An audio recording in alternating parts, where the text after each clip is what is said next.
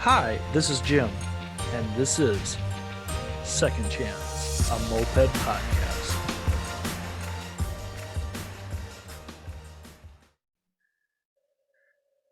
Yeah, man, I wish you could be here right now because, I sold out. I didn't sell out.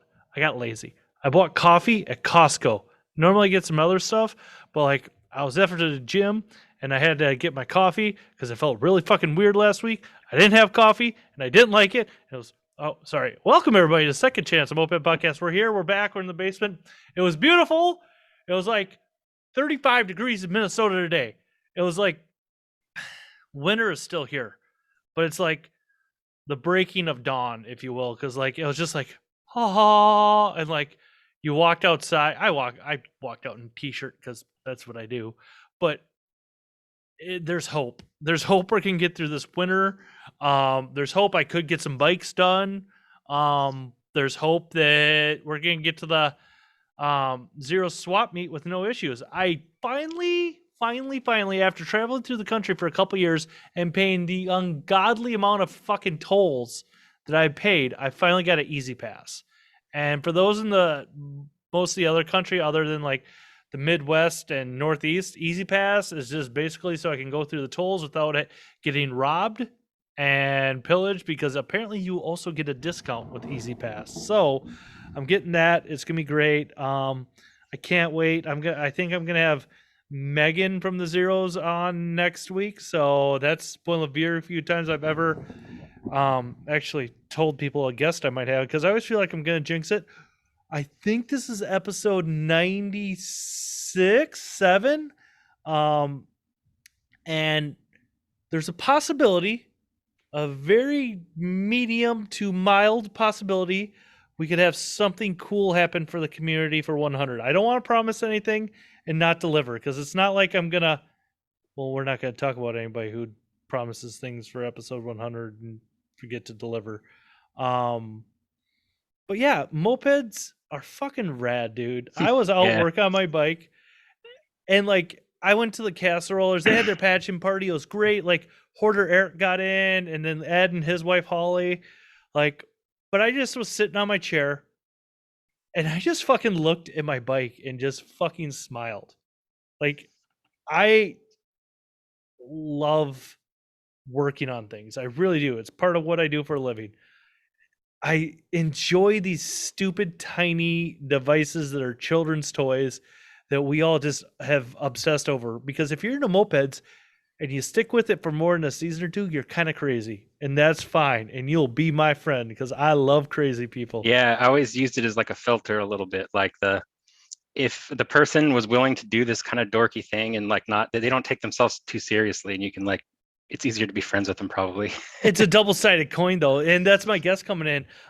People take it way serious, and they have to, they're super clicky, or they're just like, dude, this shit's rad. Let's all have fun. Let's all play this. So I'm gonna introduce my guests. Why don't you go ahead, Tom? Introduce yourself, where you're from, if any club affiliations. Because guess what, we're going in pretty dark with this one. I know nothing about Tom, and I love this. Oh yeah, I've been into mopeds for over 10 years. I am a Landsquid in Sacramento. Nice. Been one forever. You're like Probably. my third or fourth land squid I've had on. Oh really? I had Mike Rafter on. Then I forget his name. He's got a great YouTube channel. He was a prospect forever. Just got inducted. Oh, Christian probably. Yes, Christian. I'm sorry, Christian. I owe you a No. beer if I ever see you one time. Um, but yeah, Tom, I don't know how I found you or you found me. I probably found you because that's what I do. I'm always looking for guests because I always feel like I'm never going to have people to come on for the next week.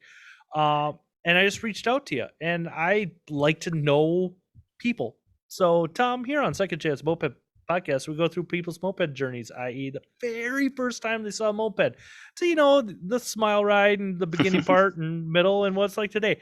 So, Tom, let me ask you, what was your very first memory of a moped? Not necessarily getting on, but the first time you can know you saw a moped.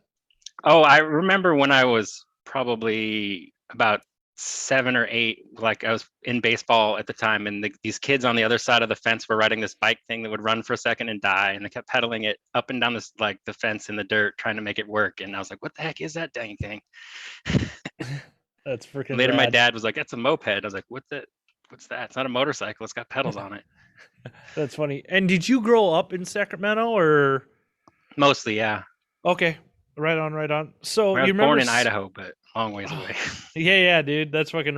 Yeah, that's a. I think you made the smart choice. Nah, I'm fucking with you, Jack, out there. Um, so you remember seeing it? Like, so what was the first time you ever got your hands on one? Then. Oh, the first one I remember was my buddy John. He got one from a garage sale or something, and he's like, "You gotta come look at this little motor thing I got." And we get it, and it's a 2-speed green like maxi, Awesome. but it's a wreck. Like it looks like it got buried because like we opened the gas tank and it's like full of mud all the way to the top, and Oh, so the entire thing was just. And so that one I never got it running. I think that someone was sold like 3 times, and someone finally like over the years of anguish finally got the thing running. But we stripped it like the motor off and stuff and built another 2-speed up. That okay. was for my buddy, and that was like the first one that I remember having. And then I had to get myself one. Yeah, yeah. And so my first one was from I got off off Craigslist. I mean, not Craigslist, off eBay, and I had to go drive and pick it up. And they advertised it as a Peugeot 103, and I knew nothing about mopeds. Uh huh. And I show up, and it's a Peugeot 102, and it's just covered head front to back in spray paint. It's just all like completely beat. But Because it's definitely not stolen. Definitely not stolen. well, I mean, it wasn't like painted over. It was like they tagged it. It was like some kids were riding it around. They like put fake white walls, like white walled the rubber, and stuff. It was Yeah, beautiful. that's fucking awesome, dude. That You know, machine it had makes like me so happy. some plumbing mounts parts for a new intake that had the threaded pieces, and it was all like janky with the 90s in it. Like, So they were pre JBot, is what you're saying. yeah, yeah, pre having someone help you fabricate stuff for sure. Well, Yeah, and yeah, just dude. so, and then that one it was a French bike, so I battled it for 2 years, and somewhere on year 1 I gave up and bought another bike. So let me ask you this: what are you paying? Like, I always find it interesting, like how stagnant prices have kind of stayed with mopeds. How much did you pay for that first bike, or that 102 that you thought was a 103? I paid like $120 for it. Dude, that's a great deal. That's such a great deal because I hear so many old moped heads in the scene. They either got for free or they paid $500 for their bike. It's just there's nothing in between. I love it, dude. Yeah, I mean, the best deal I got on a bike one time was this a little later. I was picking up another bike for a friend, a Motron, from this guy out that lived in the country. He's like, "Oh yeah, you guys like these things?" Like, I got like 10 calls. It was back when there was like a little boom and everyone was super into them in California. And Mm-hmm. we just started talking about him, and he was like, "Oh, I got another one. You might want this one too." And he like goes up against this barn, and it's got like shoulder high grass, and like wrestles this moped out. And it's this like 64 purple maxi, Oh, and it's like all nice. there. And I'm just like, "Oh yes." And I'm like, "Oh, that thing's a piece of junk. I'll give you what, $40 for it." And he's like, "Okay, sure." And I was just like, "Yes." Dude, that's so fucking rad. Yeah. And that was my first I skipped the motorbike I bought, but that was my first like bike that it ran good because it wasn't French. Yeah, dude. I'm gonna have to tackle my first French bike for the owner of my company here in the next couple weeks, and I've been avoiding it, but I told him I'd have it done by April, and at this rate, I might have it done by July. Um, so you got those bikes, and what, like, just so I kind of know where we're at in the moped scene at this point, like what year is this? Because like I find it fascinating the availability for parts, what the old head like really did, like. We're on eBay. We were going as 50cc.nl or Oh, I whatever remember it was. 50cc NL. That was crazy. Like Brett from the Creatures, you'd send him some money, and then he would make amass like an order. It had to be over a certain like $800, or else they wouldn't accept it. So he would get enough people to get an $800 money order, and we would just mail a money order with the parts list to them, and never hear back for like 3 months. And it's just like what happened? Do we get our stuff? Did we just get ripped off? Like Yeah, this you guy never, take our money. Yeah, yeah. Like, no communication. Then eventually, sometimes it's even like 6 months. You get all these like goodies and all the old like before Treats was around. You get the Doppler parts and stuff like that. and all of a sudden everybody's like, oh, like the word gets out. The shit came in, guys. Yeah, dude, that fuck.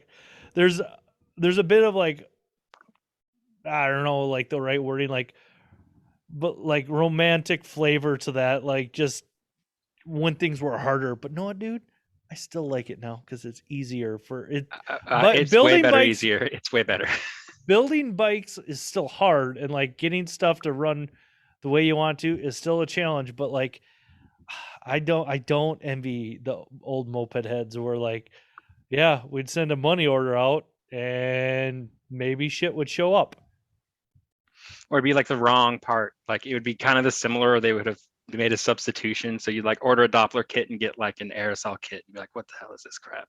Yeah, I just dealt with some brake pads from a company in England or something like that. It's just like I was annoyed. I was so like, yeah. And that's like, what do I do? Send it back? No, because I just spent. Anyways, enough of my shit. Back to your shit. So you got that max? Is that purple maxi the first one you really kind of got riding, or like? I mean, it was the first Because one I you. built up and put a kit on and was riding, and it had a 65 Metra. And yeah, and it was the first reliable one. Okay, so like, are you just naturally stubborn as hell? Because like most people would have just given up with mopeds. Because you said you had that one that just didn't. The gas tank was full of mud. It rusted over probably, and like that 102 never ran right. It just sounds like you're pursuing something you didn't know how great it was until you got on that. Like I kind of want to hear like the pursuit of this and like the smile ride aspect I of mean, it. I think I was affiliated with. I mean, I didn't wasn't part of Landsquid at the time, but I knew that a lot of people that had them, and so I could borrow them a little bit, Okay. and so it was more like eager trying to chase up and catch up, like and just get ones that worked and stuff. So So, when did you kind of do you remember the smile ride? The first time you just like, fuck, this is the greatest thing ever. oh boy, like when I that 102, I did get it running for like a couple weeks before, and I remember riding it around the block and had an air leak, so the throttle didn't really work, but you had to like kill it to make it stop. Mm-hmm. But it would go around the block at like 8 miles an hour, and it was pretty fun. I remember that being, oh, this is so like being addicted then. And then the next one I remember really, it was the first time I put a kit on a bike, and I was used to how fast they went at full speed, like 32 Mm-hmm. or whatever. And then going, and it went a little faster. I was like, oh man, will it go faster? And it kept going faster. And I was like, I don't know how fast this is going to be, even though it's like tiny and it's not really that fast in the long run. In the moment, it's like, oh my gosh, this thing's like going infinity miles an hour. Yeah. Dude, my first kitted bike was one that we did on my birthday. A really good family friend and I, who's oddly enough, he's like big time into chainsaws. And like, I got a 60cc Stocko kit from Treats. I'm a Honda guy. So like, Kevin started looking at all the ports and transfers, like, oh, this is terrible. He spent like 6 hours in my garage, like just Cleaning it opening up. shit Yeah. up, cleaning up the transfers.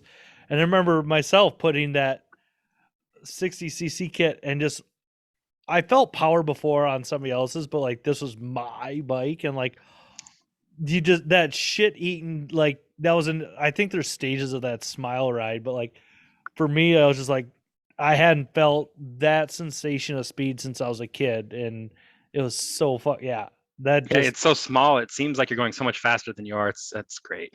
mhm. Yeah, definitely, dude. So you got that purple maxi got kind of reliable. Like, what was riding like for you at that point? Was it just kind of point A to point B, or was it for you and some friends go and get lost? Or Mostly it was meeting up for the Landsquid rides every week. I was probably prospecting at the time, and so I was just trying to show up every week. And then I rode it to school for a while, but then they started giving me trouble because they wanted me to like pay for a permit and not lock it up in the bike lock. Actually, I just started just locking it up, and they were writing me tickets, and so I took the plate off, and they'd write it out for a moped, and I was just like, they're not going to be able to give me a ticket for moped, right? yeah, But after the third one or so, I was like, I'm trying my luck. They're going to come out, there's going to be a big boot on it or something. Just a couple angry parking cops like waiting for me. Yeah, it's like you guys have better things to do than fuck with but whatever, rock and roll. Um, so you're riding it to school. You're riding it like with the Landsquids.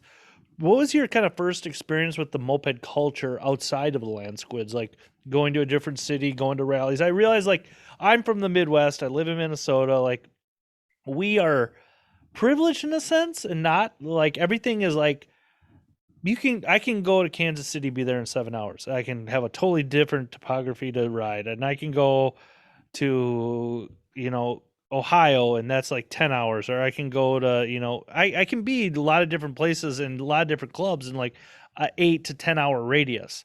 What was it like in the early days out in California for you? Well, it's a little more spread out, but like we Hmm. had the club in LA, the Late Birds, and then San Francisco. So like the first rally I went to was the first Late Bird Flock Yeah rally. And that was a very interesting first experience because there were And were the so late many birds, sorry people. to interrupt you, but were the late birds, they were in LA, weren't they? Yeah, LA. Okay. And so it was LA, and it was like right when there was a lot of like media presence or like some stuff going on, so they're getting more popular. And I first of all I saw more people on Tomos's crash than in my entire life at that rally. Like that Oh they'd had no. it for like a week, and then there was just so many people that like I knew we could start to get in trouble, and the cops did shut it down towards the end. But we were going down the straightaway, and there was the lights. You could see like 3 or 4 of them, and like we went through the lights. It turned green for the other way, so red for us, and we kept running it because that's what you do in a rally. Yeah. And it turned green for the oncoming for us again, and then it turned red again. And then the third time it turned red, I was like, dude, someone's gonna run this and hurt us because we've been blocking it for like 15 minutes at this point because we're like going through it like 20 miles an hour in this group, and it was massive. Yeah.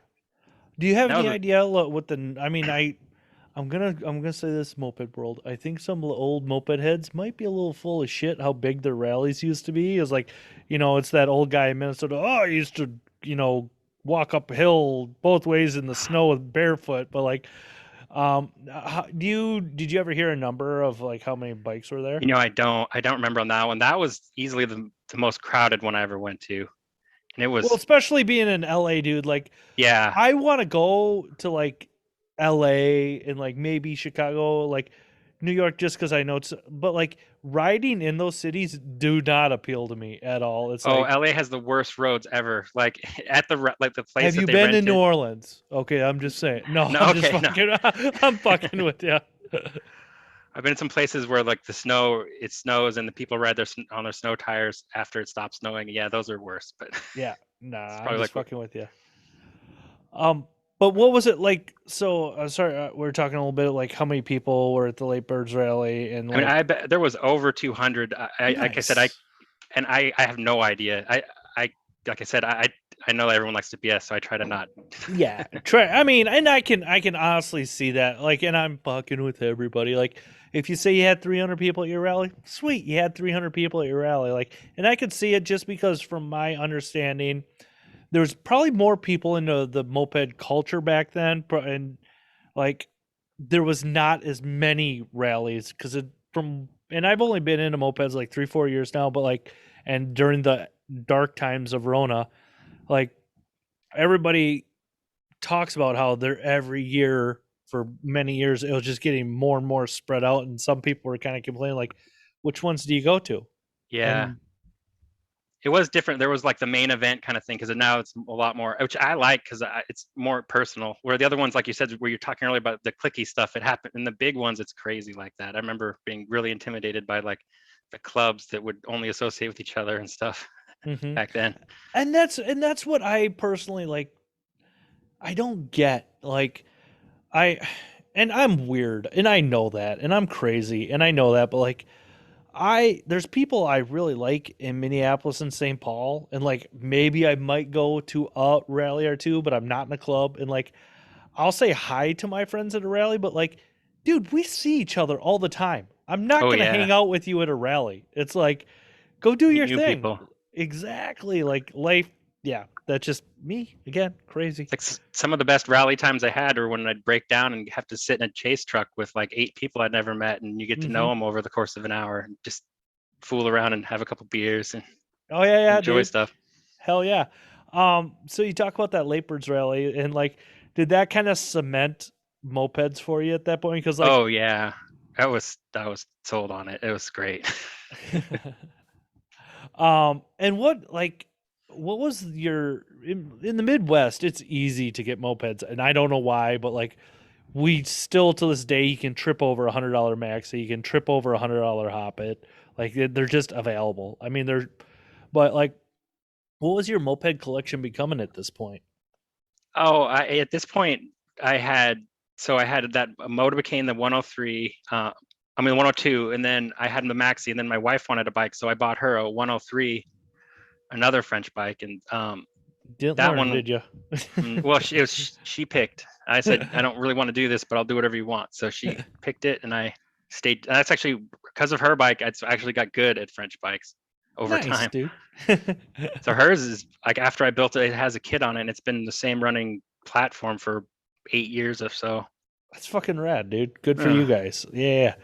Um and that's with any bike. You stick with it long enough, like especially variation. Like it's and I come yeah, it's a pretty rad world once you kind of figure out once you know a feel you're looking for. Yeah, you just keep going with it. Yeah, and you just have to. I mean, especially with it's the mopeds never come. They're all in like 2/3 of the way complete any part. So you have to just fabricate more stuff. Like on her bike, I welded the brackets for the exhaust because the dang Doppler pipes have this cheap, flimsy little bracket that rattles apart and stuff. So I just welded a piece of metal onto the swing arm, and it's solid now. And Nice. also a bunch of little things like that over like or they're infamous for overheating. So I had to take the cylinder head off and machine out the hemisphere so that it would lower the compression until it stopped overheating. You had to give it a bigger dome, if you will. Oh yeah, it was like I had to take. I couldn't believe it. Like like when you read it about you only take 2 or 3 cc's out. I took like 7, and it was still. That's when it was finally good. Nice. Yeah, I um mean, like, Keep talking. I'm sorry for interrupting. I'm oh no, just it's yeah. just.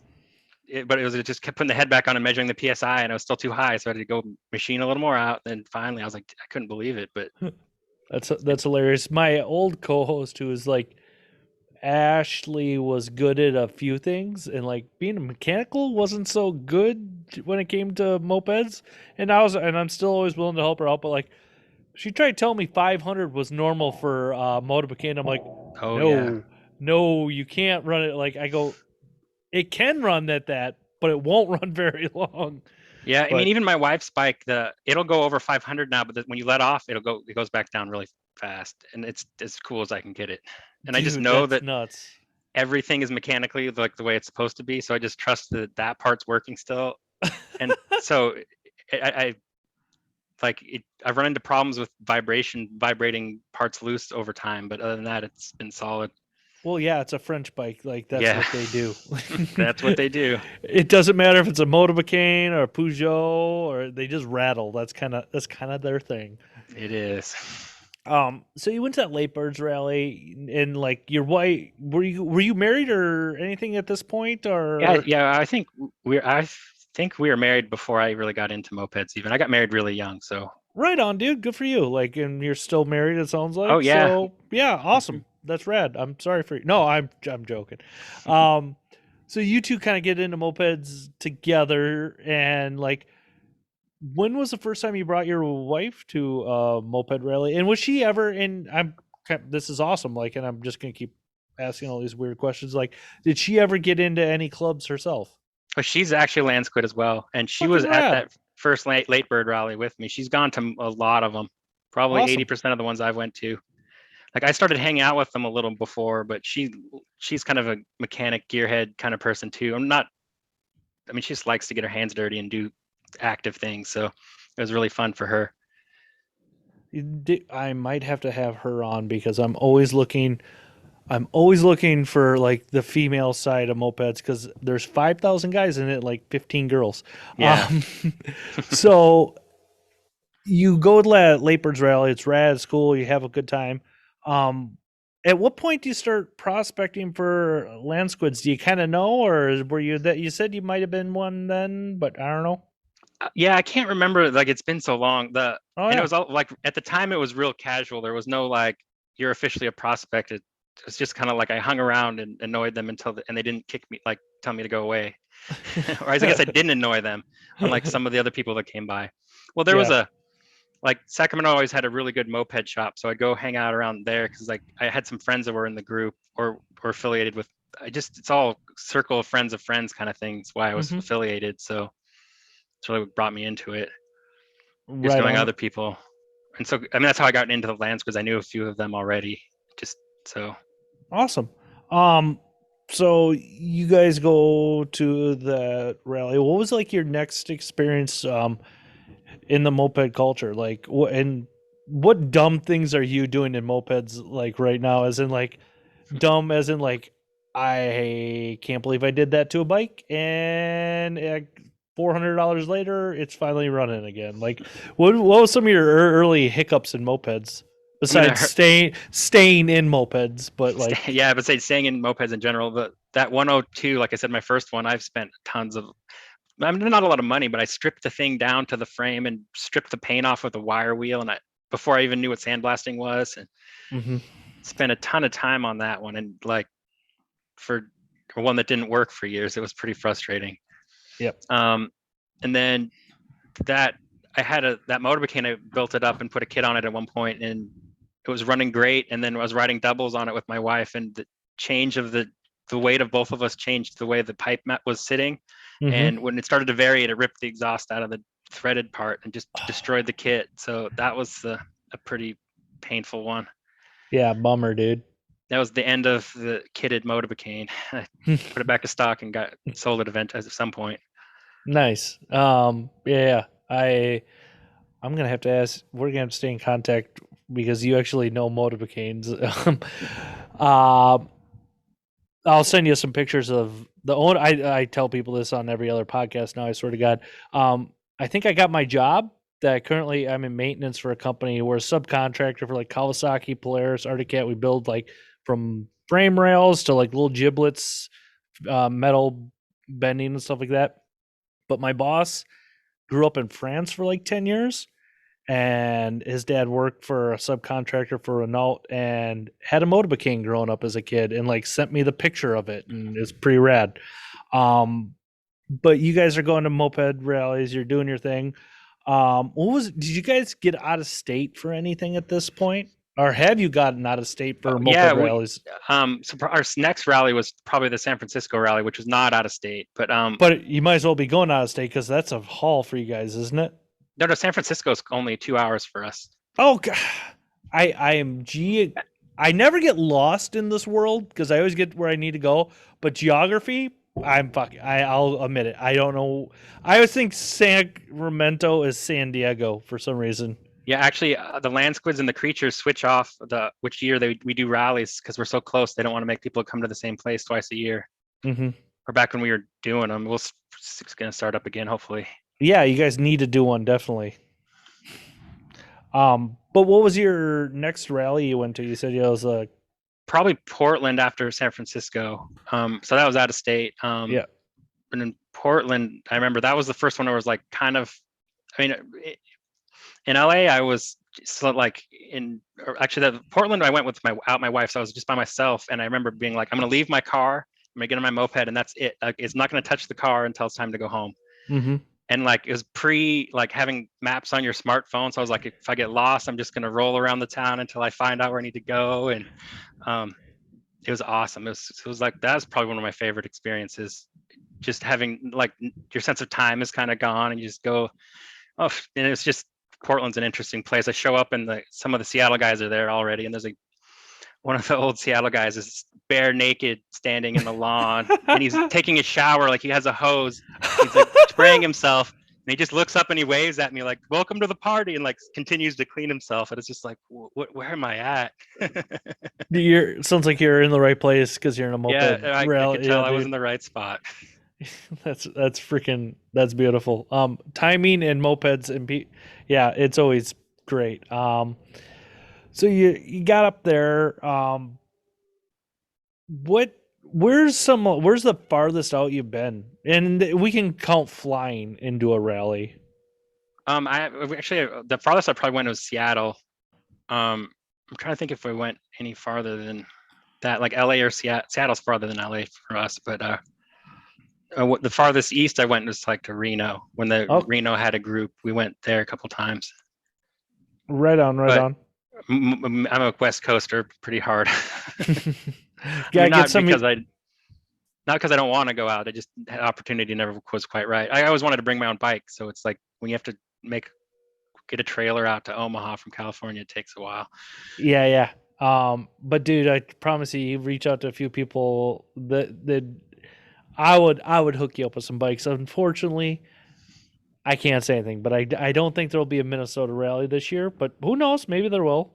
I don't know. I have no real information, but like that's always the crapshoot you play. Like I've had some badass fast bikes, and I've also had some stock bikes that Oh, I'm it makes it rolling fun though. 30 miles an hour, like just chilling.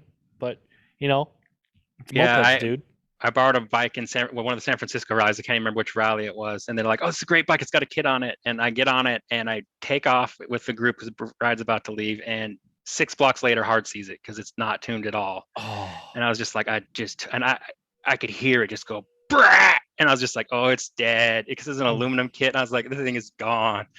And I was just like chained it to a pole and hopped on the back of another bike and rode off. Just like, geez. I don't know if people know this with me. If I ever borrow a bike from somebody, like I'm at the full understanding. If I stick it, I'll pay for a cylinder and everything. Like it's not that big a deal to me. I make adult money, so I can pay. Yeah, I yeah. can afford $150 cylinder. It's not like Yeah, I would have. I actually probably would have. It was a guy I was a friend with, and he owned up to the fact he didn't even tune it, so he didn't make me. But I would have done it if he wanted me to for sure. yeah, Because yeah, not so fun, nice to. But I couldn't believe how fast it happened though. It looks like I didn't even get to act weird. It like seized. Like maybe didn't even have oil in it. I don't know yeah. because it was 3 minutes into the ride, so not Oh even like God. full temperature. But back to French motorbicanes and craziness. I was on a long ride. It's a rally ride, whatever it's called, just the tip. It's up in Wisconsin, and Shane Johnson, who's supposed to be this French master, um, Oh, brought I've a met Shane. yeah. I like Shane a lot, but like I'm busting his chops because like the only thing he can build that's reliable for long rides is Hondas. But like he brought a VLX to just the tip, and within 20 minutes, hard seized it, Oh and man. it's yeah. And so I'll still give Shane shit about that. Like I'm trying to buy it off him. I'm like Shane, why don't you just sell me that bike? You're never gonna touch it again until you're like 80, because that guy is so busy and he won't. But whatever, that's fine. I'm okay with that. Shane, sell me that bike. Um, Saw on the bike, but Shane. yeah, Shane, he probably won't listen. Um, Shane's a hell of a racer, funny guy.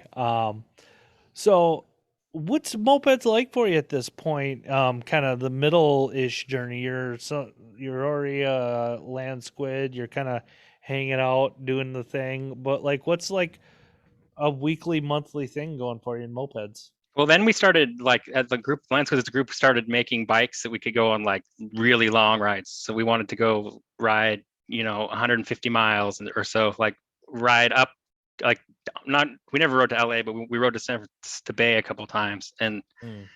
um, just so we could have like journey bikes. And so at that point, I built up a top tank bike with a big Mhm. old 3 gallon tank, so I'd have enough gas. And I, instead of being French, I made it I used the I mean, I had my maxi still, but I wanted a bigger bike because I'm a kind of tall guy.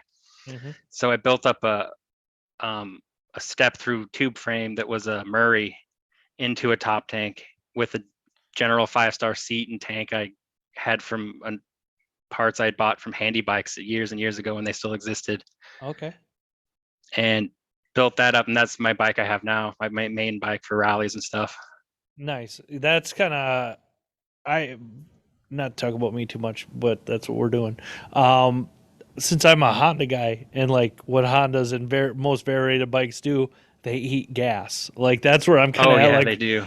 Like that's like my fast habit. Like I think I might on a good if I'm watching myself, I might get 27 miles to the tank.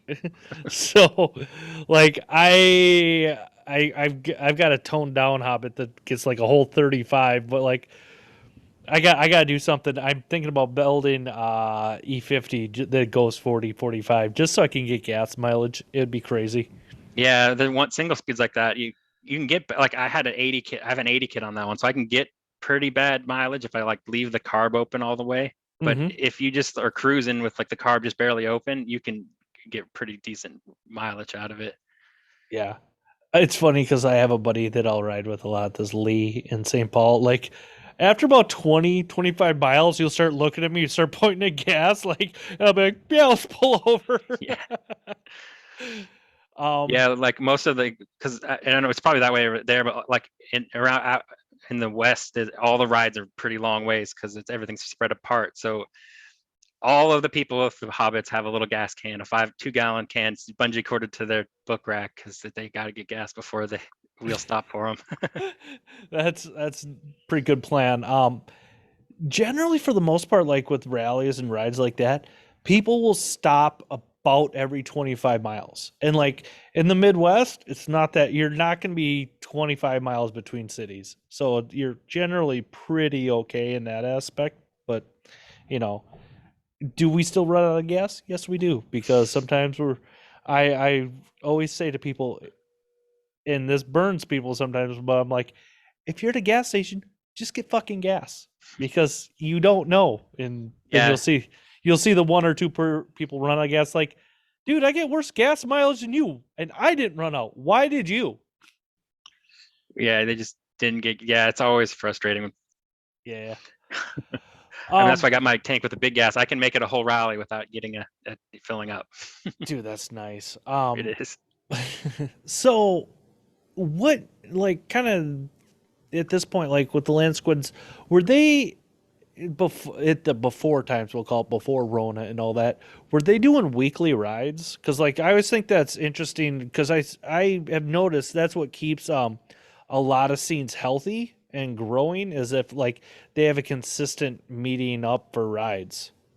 A bit before Rona, we had stopped, but I mean, I've been a part of it for a long time, and we Mm-hmm. definitely had eras where there was weekly or bi-weekly meetups, and then times when there was less. And you're absolutely right. When you're meeting up every week, especially if it's like a consistent place, the turnout gets amazing. Mm-hmm. Especially if it's the same spot, because it's like you meet some guy at a gas station, you don't have to like look on your phone to figure out where the meetup is. It's just like the same spot every week, and people just start to know, and they'll come by to look at you guys, and it's becomes like a little thing. And Mm-hmm. No, that's a really good point. There's this one spot in Minnesota. They people just been meeting there forever. It's called the Yacht Club, and like I go back and forth, like, but you're 100% right about that. Like, the same spot is a good thing because then people always know to meet there. In Minnesota, dude, I'll beat this drum all day long. I think they have probably one of the healthiest ride nights in the entire US. Like there's between 15 minimum there's 15 people riding every oh, week. that's really good. Yeah, and on a heavy night there's 35, like 40 people. So like people, I mean, people show up on Thursdays. So I'll say that about Minnesota. And when we were consistent, we'd have probably about 8 to 10 showing up every week, and Mhm. then up to 20 if there was some special happened, or like the scooter guys would start to like kind of invade our little time and try to ride with us for a little bit. Mhm. It's always funny riding with the guys and that don't know how to shift and stuff and beating them on your moped. Yeah, dude, I love riding with scooter people because I've invaded a few scooter rides around Minnesota lately. It's hilarious. Like, and I'll like when in Rome, I'll do their thing. Like, I'm not gonna ride like I would ride with mopeders. Like, I'm gonna stay in parade line. I'm gonna signal everything. But Yeah. like, I have a I'll take my slow hobbit, which is a DR with a promo pipe. So many people get ultra upset that my bike is so loud. I'm like, what, Grandpa? I can't hear you. My bike, but you know, I remember one of the rallies, a guy had a stinger fall off of his bike, and it was ear bleedingly loud. And the best part was when we let off the gas, little fire would shoot out of where the stinger was supposed to be. It was just like unreal. It's just like, oh, not only is it obnoxiously loud, it's shooting fire. It's just like mopeds are awesome. and there's still that fucking pissed off punk rock kid in me that will like see somebody like covering their ears as I go by, And I'm just like, oh, that makes me so happy. Like, It kind of does. It is just like to offend people for things that doesn't matter. Actually, one of my favorites of something that was kind of like that is when we were going into the Marin Headlands in San Francisco, like across the bridge, riding through this like nice neighborhood and through the whole rally, and it was like so it was loud and stuff. And there's this two old ladies, and one of them is like plugging her nose and like just looks so mad, and the other one is two thumbs up, like happy as could be. And I was like, I love that. Like it's just both sides of the coin. And that's I'm just sure they so were like, rad. it was awesome. Like That the only that time I do feel bad is I made a couple kids cry when you go by, like little like under 5-year-old kids because they're so oh, loud. We get going down through a block and you see the little kid just like plug his ears and start crying. You're like, oh man, I feel a little bad now. but I guess that's extra punk rock though, right? I don't know, dude. Like I go back and forth. Like, a his parents have failed him terribly. If loud noises makes him cry, because like, and I'm gonna piss people off with this, but like, dude, I was a kid. I loved loud motors. Like, I grew up in a body shop, and like, my dad didn't race, but he had a few friends that like would race. I like dirt late models and modifieds, and I remember being 3 years old, like sitting on like racks of tires and hearing those guys time those motors, and just like, yes, my dad made me plug my ears because in the 80s we didn't have earmuffs, but like, I remember just smiling, just absolutely loving that thumping against the concrete. And oh, dude, like, motors and just noise, what can I say? And somehow I still have decent ish hearing. No tinnitus yet, I stress that. um but you guys, we're talking about rides and stuff like that. What is mopeds like for you right now? With the Landsquids, you talked about possibly starting having a rally this year, possibly doing meetups. I know you guys are still recruiting, or like still your prospect just got in, and Yeah, that's rad, Christian. so we're still growing a little bit. And he's a youngin, so hopefully he'll bring some new blood in and stuff. Yeah, now that this, I'm sure the spring and when stuff starts to get a little back to normal, we'll start meeting up again and see how it hmm goes. I've got a friend who works in, at least, and this is in Minnesota, and nobody like, he works in a part of the government that monitors this stuff, and like they have a one way to monitor. He's like, right now it's say, like, he kind of said with the Omicron variant, he's like, it's gone. Like, and the way they measure it, it's usually like a couple weeks lagging. So like, I'm not telling people to change any precautions they're doing, but like, he goes, it's gone right now. So like, it's, hopefully we'll see the numbers start dipping down and Yeah, I whatnot. hope so. It'll be nice. I mean, we were doing some like distance gatherings for a while, and its logistics are a little more complicated, and so we didn't do it as often. hmm But especially now that we got a new blood, we'll make him do the rides every week. Or that's a good thing. Um, what has mopeds been like for you during the dark times, as we'll call it? Because like, dude, you don't know me that well, but I'm half-assing precautions, as I tell people. Like, I got all my shots, I got my booster. I'm I'm not anti-mask. I'm just bad about wearing my mask. Like, I forget. I'm an asshole. What can I say? And I always respect the business. When they ask me to put it on, I'll put it on. I respect the airlines. I wear it all the time. But like, I've been out. I've been doing stuff. And what have you been doing for mopeds? Is it just kind of sticking to home and kind of just riding, or? like I said, we every month and a half or so, we've been getting together for like a weekend ride. Um, Mm-hmm. we'll ride and then meet up and go to a brewery, or like there's the bunch of the guys have like a kind of a co-op shop that they all chip in for. So Yeah, that ends up being like a hangout we go to after rides on the weekends. that's kind of the remnants of Motomatic, isn't it? Yeah, yeah, it is. And before they had that spot, we'd go to Motomatic because it was just like the spot to do it too. Mm-hmm. I did see. I never heard of the Sperato. What was that bike they did for that beer company? Um, Sapporo. Sapporo. I never had heard about it. I don't drink or anything like that, but like, I'd never heard of it once in my life. And honestly, right after I had Mike as one of my first guests, and that guy carried me. Um, I saw a beer sign for it somewhere in Minneapolis. I'm like, oh, it is a real thing. So I just thought that was really interesting. I Yeah. actually had Mike on. He talked about the bike, and I actually saw the sign. But like for you in your personal life, do you ride once a week? Like what's kind of mopeds? How does mopeds fit into you and your wife's life right now? Currently, yeah, it's once every other week. I'm kind of I work from home, so I don't get out too much right now. But Mm-hmm. I will. A lot of times I'll just go ride around the block or like take it somewhere to go get coffee or something. So I still try to, especially now that the weather's getting a little nicer, because you were talking about it being 35 and being optimistic, and it was what I wore a t-shirt out today. It was probably 68. Dude, that's yeah, it's So the sunshine was nice here today, and so it's like like there's not much winter here, and so we get back to it pretty early. yeah, yeah.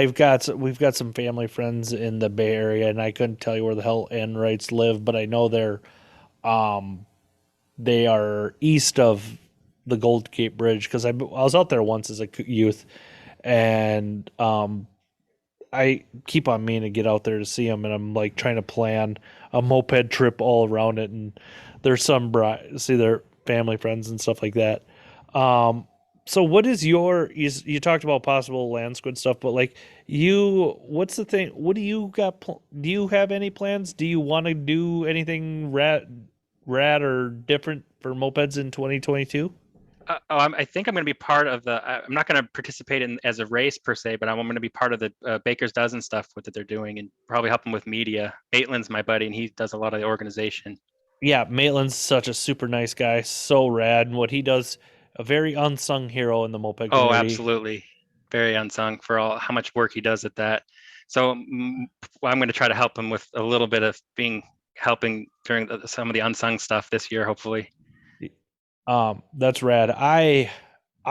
Tried to do it last year and just things fell apart. I couldn't, and I was hitting the drum. I'm gonna do it this year, and I've switched jobs, and I'm kind of looking at like, okay, I can burn up all of my vacation for that, but next year, after 1 year being at the company, I'll have 3 weeks and I'll be a little more comfortable. And I'm looking at the rally stuff, and I don't think I'm gonna make Baker's. Like I wanted to so bad, and I'm just like, that's like I still haven't decided. I want to do it so bad, but it's just like because of my failure last year. But I'm just like, I don't know if I'm making it because just the way the rally calendar's filling up. Like I've made a commitment to get out to the Buzzards rally.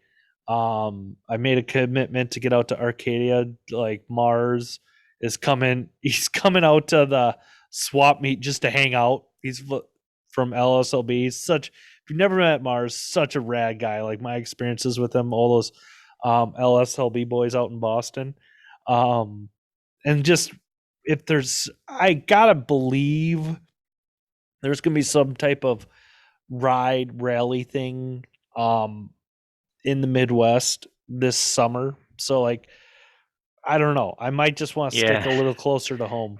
it is a lot of time. I just this time I've had the same thing happen to me a few times, and not right. Currently, I'm self-employed, so I can kind of just make sure I get the time off, and I'm just going to make sure it happens this year.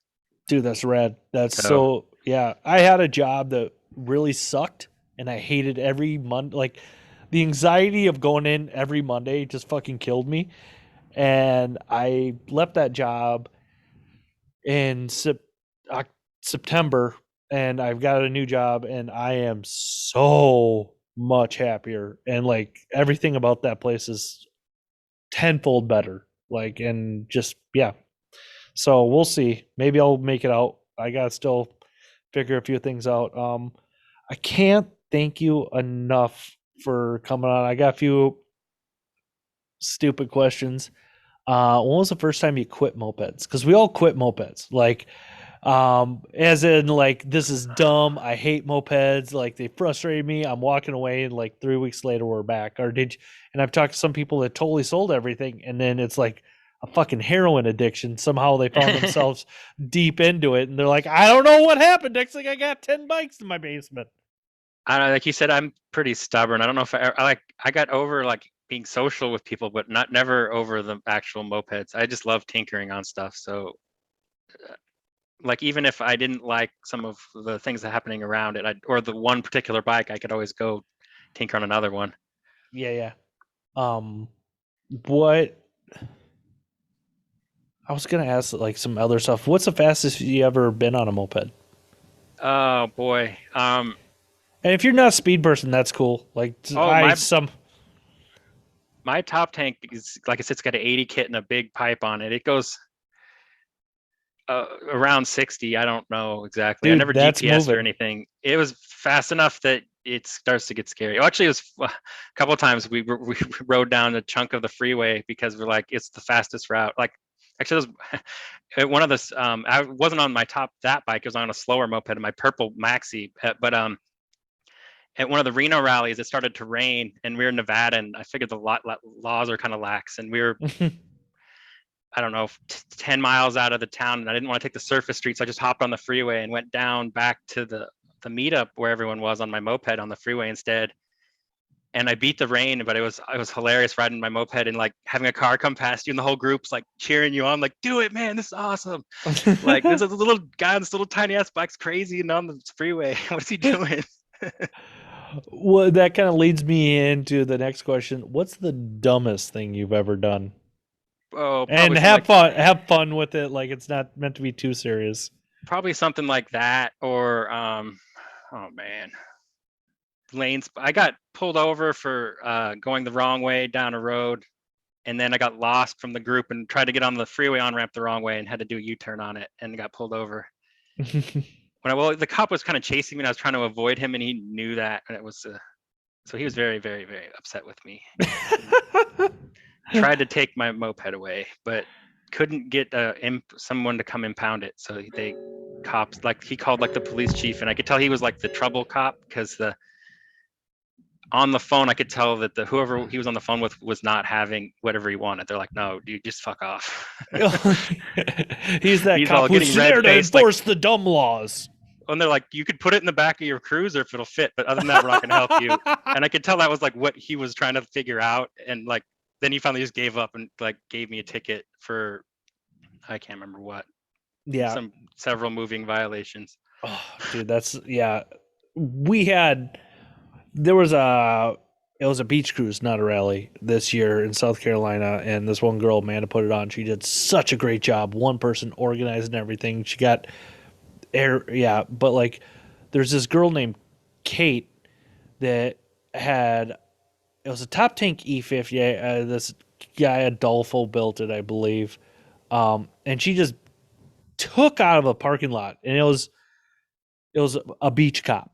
So pulled her over right away, and Amanda bailed Kate out of that whole situation. I don't know what Amanda said or did, but she smoothed it all over, and like big props on Amanda for That's that. awesome. Like, yeah, like because I asked Kate, I'm like, why did Amanda come up and talk to the cops? Like, because I'm a person, I don't talk to cops. Like, I don't want to fucking look at cops. They're like, I'm not gonna do it. But she's like, dude, she smoothed it over. She basically got me out of it. I'm like, dude, that's awesome. Good job.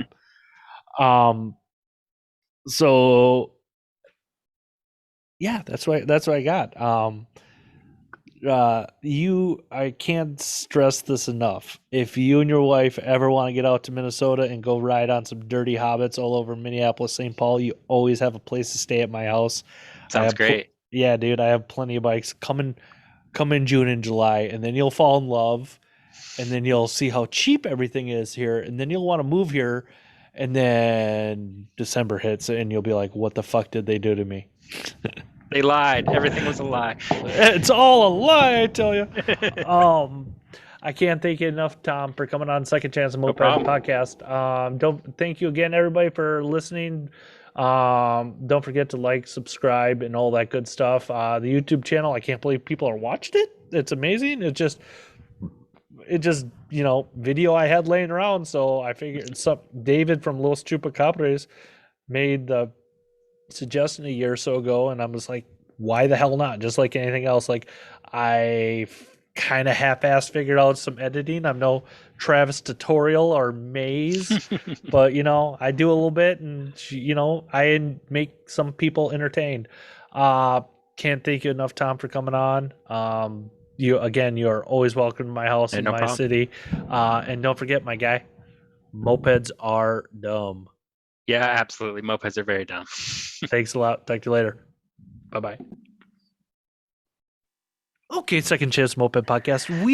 I always like do a job, like thank my guests afterwards and say, you guys are awesome. You're great. And tell them when I'm going to put the show up.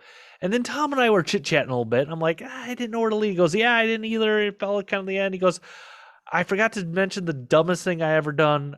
And Tom, I'm not even going to wreck the story. Let's get to a little detail about this. And why don't you tell us about the dumbest thing you've ever done in mopeds? I got pulled over by a horse cop, which is pretty dumb because I could have easily got away. But and it's just I was set up so bad. I pull up like I was riding my Where's moped. this at? I want to know So where horse cops are I was in pulling over Sacramento. mopeds. So around the state capitol, there's like a few horse cops and they come out and ride around the little central city every once in a while.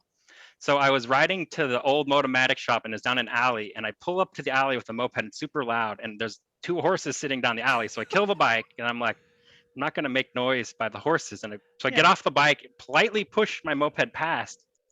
And as I'm passing them, the cop's like, where's the plate on that bike?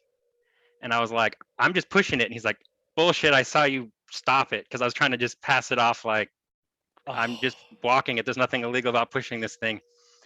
And I didn't have a plate on it because I just got it going. And so they start like just shaking me down and giving me all this third degree. And it's like 2 feet away from the moped shop. So I thought about just bolting, but I'm like, if I do that, they're going to go straight to the shop and give everyone there just hell. Yeah, so I'm like, I can't do that.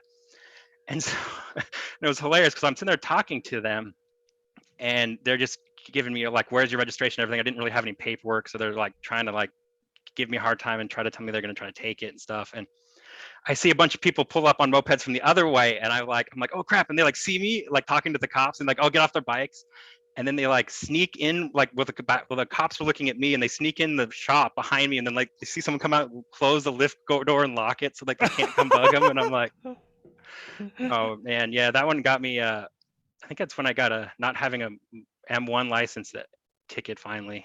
How I didn't much did have that cost you? I don't even remember. It was probably $300-$400. Every ticket's insane in California. Oh, dude, I got popped. Like, so it was. I had two Hobbits sitting in my garage for a long time, and then that friend who did that 60 kit with me. This was like 3 months before that happened, and he's like, well, "What's going on with those bikes? We should get them running." I'm like, "Sure, why not?" So I'm just kind of putzing around, and like these are stock Hobbits, so it had that shitty Welch plug on the carb, and that had knocked out. So I didn't know. I'm mechanically inclined, but I don't know anything when it comes to mopeds. So they wouldn't idle. So I would just roll stop signs all the time. And like a family member of mine said, you know what, Jim, you need to get those insured. You have to get those because I'm like, oh, they won't pull me over. Sure as shit, the next day I roll a stop sign, get pulled over. I had to go to court. In Minnesota, they treat that mopeds. We have to have insurance on them, and they treat it like not having insurance on your vehicle. And they'll if you get pulled over in Minnesota with that, they will pull your license for 6 months. They don't fuck Oh, around. geez. Yeah. So I go to court and I just explain I'm ready to do this whole thing with the judge. I'm gonna plead my case. And this judge looks at it's a moped? Yeah. No furthers, no priors, $350 fine. Wait, what? Yeah, just don't do it again for 6 months, and it won't ever go on your driver's record. I'm like, okay. I'm like, At what? that point, you're like, yes, Yeah, whatever. I'll pay I'm it. like, because I am on my company at the company I work for. I was on their insurance policy for vehicles because I drive company vehicles. I'm like, where can I debit card, credit card? I don't care. Where do you Fast as guys it take can it? be, yeah.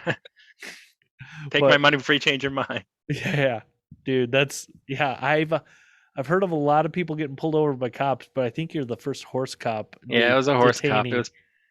And I was on foot. I should have, I guess, I'm glad I didn't ride away because I didn't want to bring the trouble on the thing. But I No. thought about it. I was like, there's like 3 turns to home and my garage, I can unlock it, throw my thing in there and run away. And like, I could make it, but it would have been, that would have been the dumbest thing I did if I did run too, because I would have probably got busted like hell. Yeah, I I have enough fear of the cops that I just won't run from them because I'm a definition of slow and clumsy. So, yeah, thanks for coming back on and talking about your No problem. horse cop detaining. So, again, mopeds are dumb. Yep, dumb.